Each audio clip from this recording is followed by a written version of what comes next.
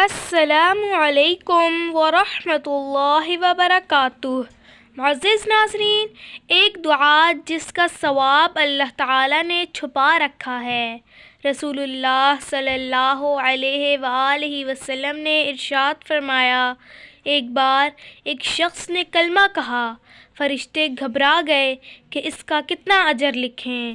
بسم اللہ الرحمن الرحیم، یا رب لک الحمد کما ینبغی لجلال وجہک ولعظیم سلطانک۔ آخر اللہ تعالیٰ سے انہوں نے عرض کیا کہ آپ کے بندے نے ایک ایسا کلمہ کہا ہے کہ ہم نہیں جانتے کہ ہم اس کلمے کا ثواب کیا لکھیں۔ پروردگار نے باوجود جاننے کے پوچھا کہ اس نے کیا کہا ہے۔ انہوں نے بیان کیا کہ یہ کلمہ کہا ہے۔